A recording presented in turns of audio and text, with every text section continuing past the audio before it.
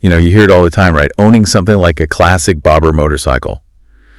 People think it just means constant repairs. Like your wallet's always empty. You basically live covered in grease. Oh, yeah, definitely. It's this image, isn't it, that these stripped down bikes are just too much hassle unless you're some kind of master mechanic. Exactly. Puts a lot of people off. Yeah. So today we're going to dive into that world. We're looking at the surprisingly straightforward side of bobber maintenance.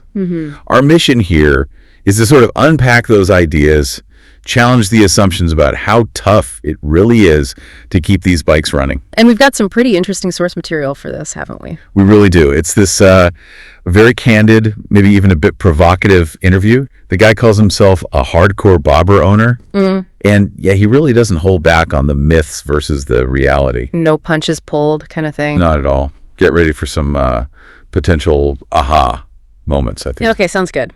Okay, so let's unpack this. Let's start with the big one. Money. The idea that bobber maintenance is just, crazy expensive. Right. The common wisdom, like you said. It's costly, it's exhausting, it's only for the hardcore gearheads. But our source, they see it differently. Very differently. And what's really fascinating, I think, is how they reframe it. They don't actually deny that some owners spend a fortune. Oh, okay. So they agree it can be expensive. Well, yes, but here's the twist. They make this really sharp distinction.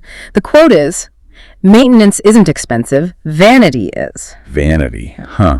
Okay, tell me more about that. It really boils down to priorities. The owner gives this super clear example. They say something like, they'll blow $500 on chrome accessories, but cry about a $100 oil change. I see. So it's not the bike itself demanding the money for upkeep. Exactly. It's where the owner chooses to spend the cash. The essential maintenance, the stuff that actually keeps the bike running well, they argue it's pretty minimal compared to all the shiny bits, the aesthetic stuff people pile on. That really makes you think, doesn't it? It's like, are you paying for the function or are you paying just for the look? Precisely. It forces you, the listener maybe, to think about your own hobbies or passions.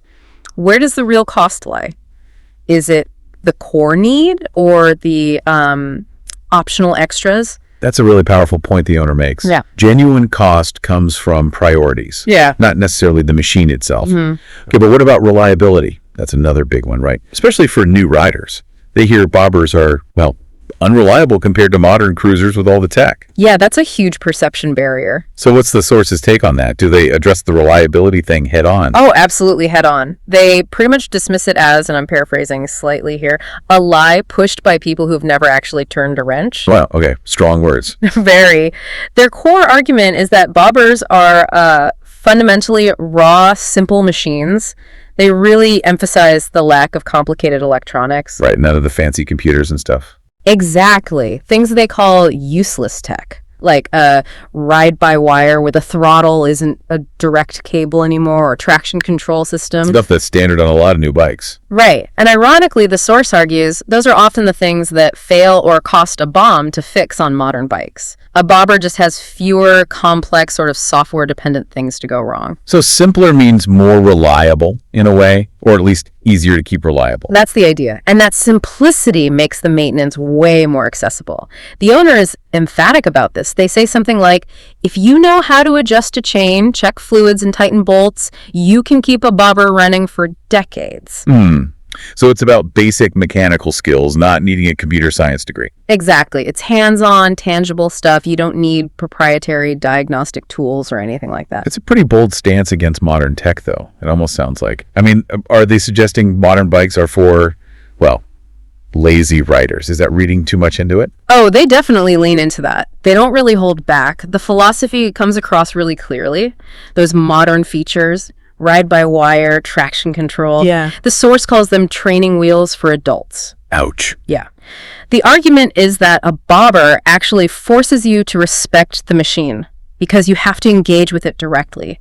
Maintenance isn't just some annoying chore you pay someone else to do. It's part of the experience, part of the respect. Exactly. It's integral. It's how you understand the bike, how you kind of earn your ride by being hands-on. And this ties into some pretty fiery comments they make about certain types of riders. It really does. Yeah. This connection, or maybe the lack of it for some, leads to some sharp commentary. The owner has this, well, controversial dismissal of weekend bikers and posers. Posers. What makes someone a poser in their book? Well, they talk about people who obsess over the look, the paint, the branded gear, but then, freak out at the thought of changing a spark plug. Oh, okay. So image over substance. Pretty much. They describe seeing bikes with thousands spent on custom looks, but the owner brings it to a shop for, like, the most basic oil change, or even just checking tire pressure. So it's not just not doing the work. It's a kind of disconnect. Yeah, a fundamental disconnect between the rugged image they want and the actual willingness to engage.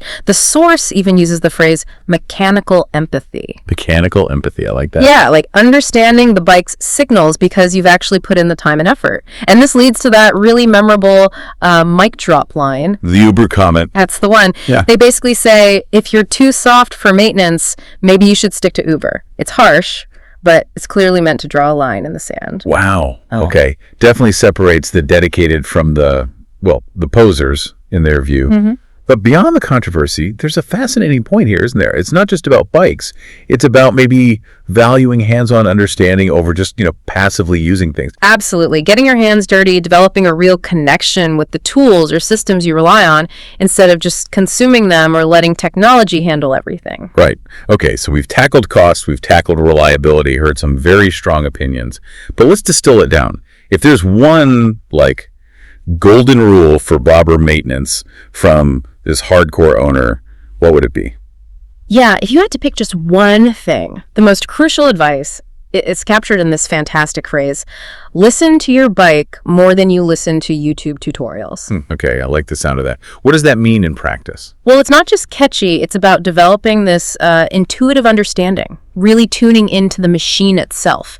The source says the sounds, the vibrations, they tell you everything. So paying attention to the physical feedback from the bike. Exactly. They give real examples, like learning to hear a ticking valve or a whining chain, maybe a coughing carb, sounds that tell you something's not quite right. Little signals. Yeah, tiny signals. They're not just noise, it's the bike talking, as the source puts it. And your job as the rider is to shut up and listen. Shut up and listen. I love that. It's about building this almost symbiotic relationship, learning to read its health directly, not just relying on, generic online advice or waiting for a warning light. It's about intimacy with the machine.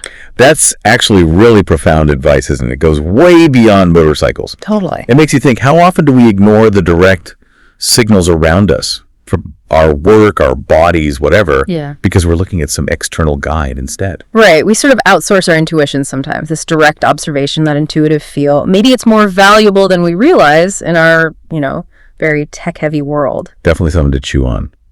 Okay, so let's recap this deep dive then. We've really hit some key points about bobber maintenance. First off, the idea, it's super expensive. Largely a myth, yeah. Yeah. It's more about smart priorities, knowing the difference between essential upkeep and just, vanity spending. And second, the whole unreliable thing. Also mostly myth. Their simplicity actually makes them pretty robust and easier to maintain if you're willing to engage with the basics. You don't need to be a rocket scientist. It really comes down to the rider's approach, doesn't it? A kind of discipline, a philosophy. Yeah, respecting the machine, getting your hands dirty, being an active participant, not just a passive owner relying on tech or others. Which brings us back to that closing motto from the source. Yep. Controversial or not, it sums it all up. Less polishing, more wrenching, and zero excuses. Less polishing, more wrenching, zero excuses. Okay, so connecting this to the bigger picture for everyone listening, and maybe the final thought is, what machines or systems are there in your own life? Are you maybe focusing too much on the surface stuff, the polishing? Or are you maybe not quite listening closely enough, not doing the fundamental wrenching needed to keep things running right? That's a great question. What essential upkeep are we putting off, maybe? And what could we gain, what deeper understanding or connection if we adopted a bit more of that less excuses approach day to day? It's something to definitely ponder. Great insights today. Yeah, really fascinating source.